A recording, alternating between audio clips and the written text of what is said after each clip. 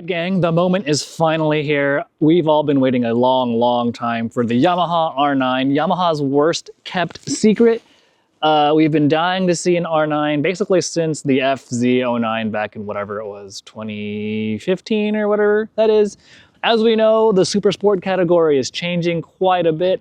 The R6 is gone, that was gone in 2020. Now the super sport category, as they call it, is bikes with all sorts of different displacements, different engine sizes, different configurations, and all that. And Yamaha's answer, although they don't officially call it the R6 replacement, but we're gonna call it that because, well, it's two bikes that have replaced the R6. The R7 and now this, the R9. Like I said before, we've been waiting for this bike forever and ever and ever, and whenever you've seen me do an MT-09 video, somewhere in there I'm always saying, man, how cool would it be if an R9 were in the mix, on the table, whatever that saying goes. It's finally here, guys. It's finally here, and I'm super excited about it. So yeah, without further ado, we are here at Sonoma Raceway.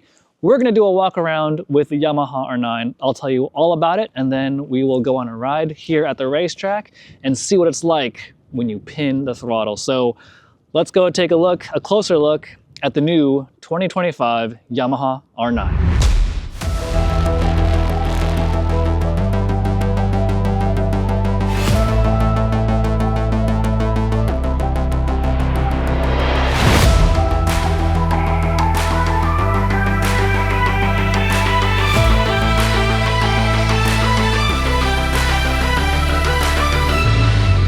All right, well, here it is, the 2025 Yamaha R9.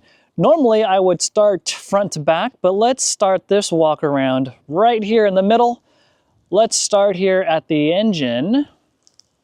It's the same engine as the MT-09. The internals are the same.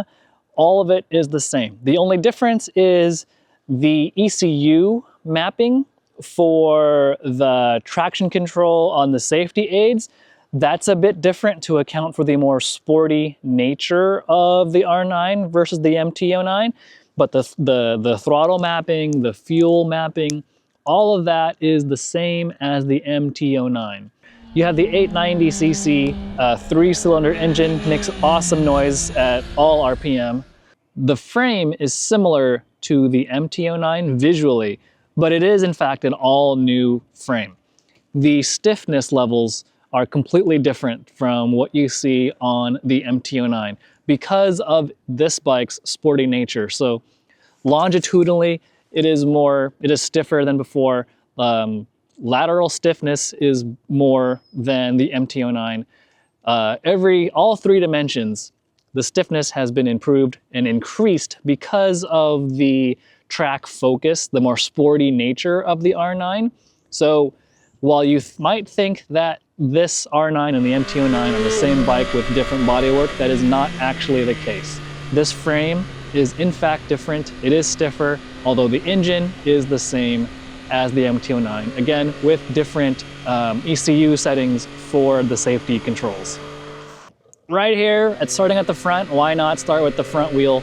You might recognize that wheel. That's actually the same aluminum wheel as the R6, not the spin-forged wheels that you'll find on the MT-09. And the reason for that is kind of interesting, according to Yamaha. They swear up and down this was tested and it's better.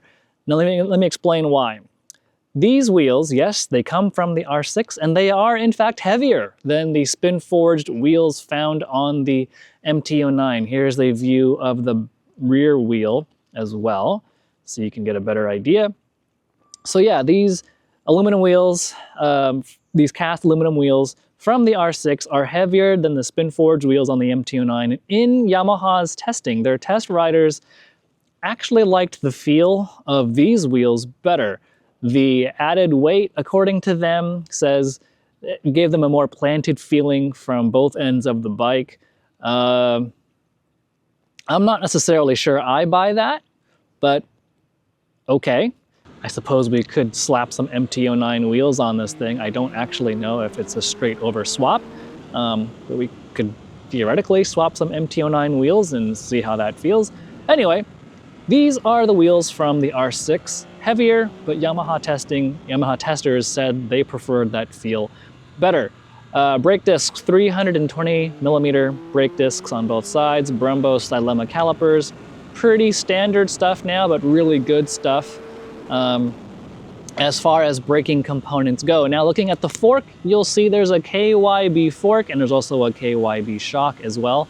The internal damping is not the same as the MT-09.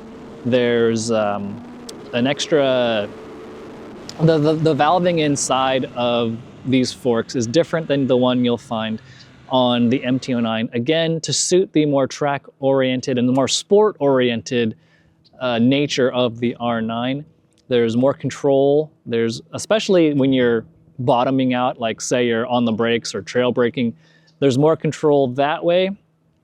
And then with the shock, there's now a swing valve at the top of the shim stack for better engagement of the shock at that initial point where you hit a bump, and that first moment that the shock moves, there's better damping with that swing valve in the shim stack to help it move quicker and move the fluid faster, so you have more damping on that initial stroke of the shock.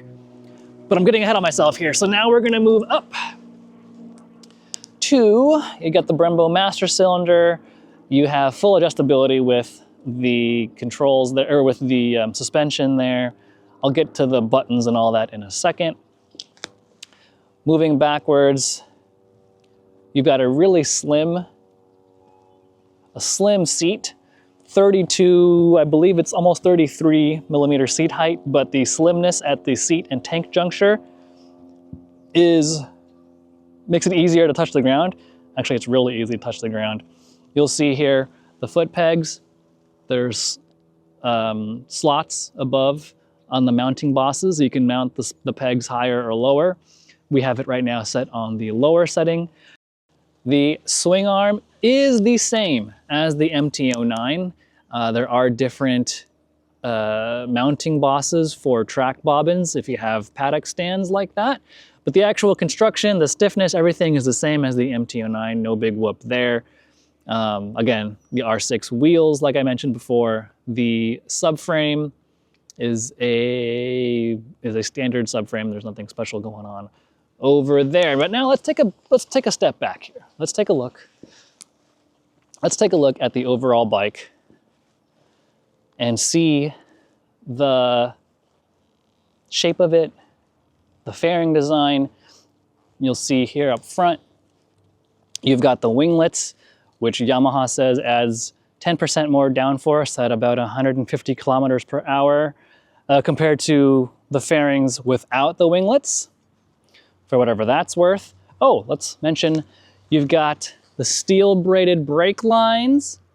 That's cool. You've got the 90-degree valve stem, also very nice. And we'll move across now to the other side of the bike, and there's some interesting things here too. So, over on this side of the bike, you've got the preload adjuster. You can adjust with your hand right there. Super simple, super convenient, and it moves this piston right there. Let me see if I can, you might be able to see it move. You've got the shifter with the built-in up-down quick shifter here, and then you'll see the mounting bosses here and the mounting boss there, which makes it super easy to change over from standard shift or GP reverse shift here. You just got to move the shift rod over to whichever one you want. This is currently at the standard shift setting. This one is the GP shift setting. Super simple to do that. I love that. I'm a GP shift kind of guy. That's it on this side of the bike. Those are the important talking points. I guess the other thing to mention too is while the swing arm is the same as the MT-09, there's, I think they said 16 millimeters more space for the axle to move back and forth within the MT-09 swing arm. Also back at the rear of the bike, the sprocket. That's a 43 tooth sprocket, smaller than the MT-09 sprocket, which is a 45 tooth. So this gives you better top end in case, you know, you're at the racetrack, you need more of that RPM. The 2 teeth smaller helps that way. Does come at the expense of acceleration though, off the line. Okay, well, that was the tour of the Yamaha R9. You're probably sick of seeing this thing static and me talking about it. I think it's time to go ride the bike and give you my onboard impressions about it. And I can't wait to do that. So come along, let's go for a ride. All right, let's go do a lap and see what it's all about. First off, there's that noise. Oh yeah.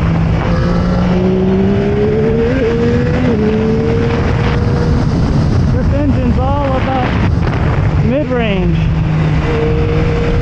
I mean, there's some top end too, but the mid-range is where it's at.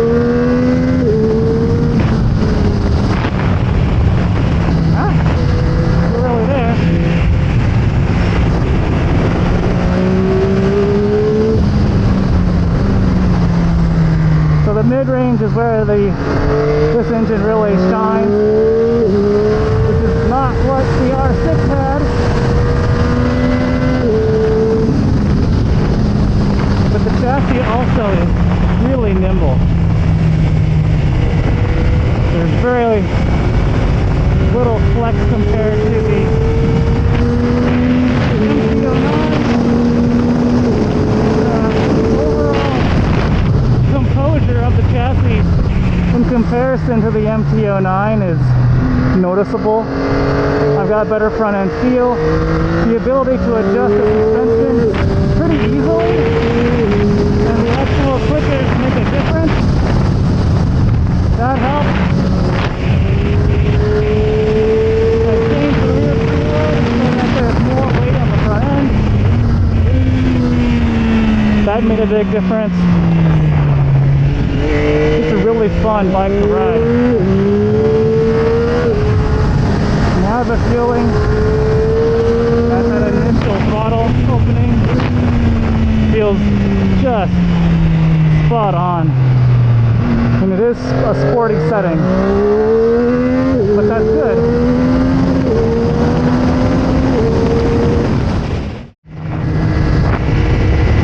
Yeah, this is the kind of bike that the R6 should have been. Now that we've kind of moved away from what traditional super sport means in the vast scheme of motorcycling, this, the Ducati Panigale V2, I assume the KTM 990 RCR, like these are bikes that are in that fun zone of just enough horsepower to have a really, really good time, but not enough to scare the bejesus out of you. We've hit a good spot here. All right, well, we have finished our track sessions. Now you've seen me go around the bike, you've seen me explain the features the bike has, you've even seen me like wheeze my way through some sessions to tell you what it's like on the motorcycle. Let's gather my thoughts and let's tell you what it's like to ride with a more clear and concise brain. But before we get into really what the R9 brings to the table, let's also take a step back and just talk about what the R9 is and what the R9 is not. The whole point of the R9 was to be this bridge between the R6 and the R1, but it's also not supposed to be a replacement for the R6 or the R1. This is like the R7, kind of a more streetable, more accessible sport bike, but with a bit more punch, a bit more oomph than the R7 has. The goal here was to get about R6 levels of power, but with actual torque to, you know, make it livable on the street. It's also not meant to be as race-oriented as the R6 was. That being said, we're here at a racetrack. The bike does have clip-on bars. It is that committed riding position. But again, Yamaha's goal here was accessibility, getting bikes more accessible to the market, because as Yamaha has seen, and everyone else has seen, sport bike sales are down for new models, but used models are still selling very, very strongly. And so Yamaha wanted to get in on that action at a lower price point than what the R1s and the R6s were ballooning to, and kind of capture some of those people who might have been going used and maybe now want to spend just a little bit more money on a brand new motorcycle. So there, with that little bit of background out of the way, what's the R9 like to ride? Well, torque is your friend when you're talking about riding on the street or riding on the track.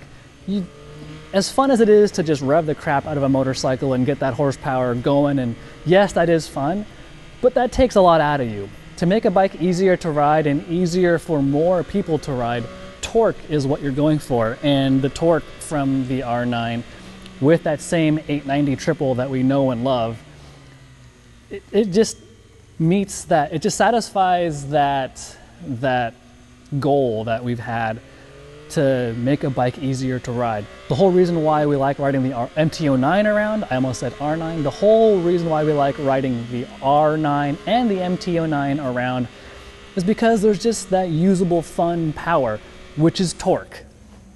And that translates especially well here on the racetrack.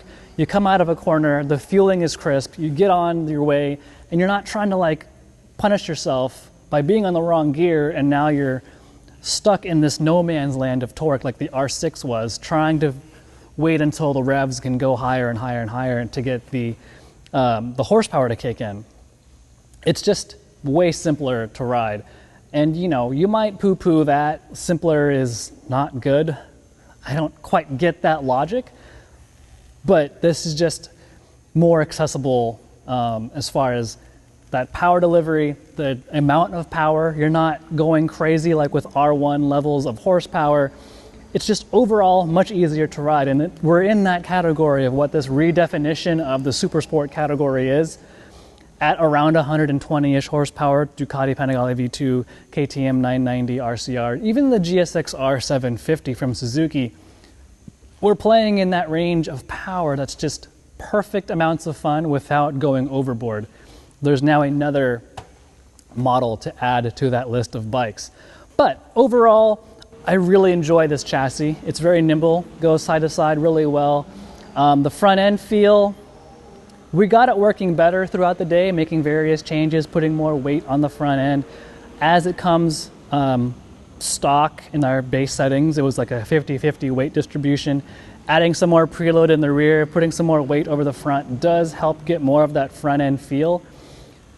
And that's kind of where the difference between this and a more race dedicated bike like the R6 comes into play.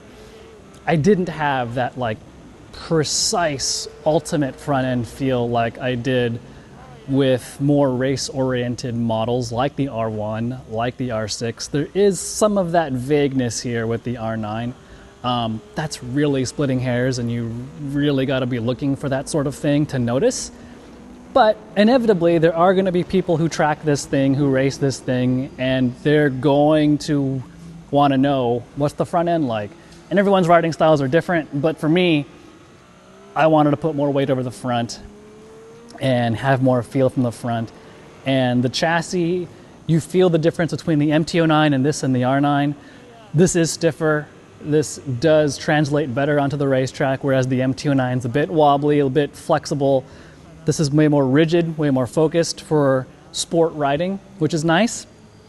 The brakes, they stop consistently.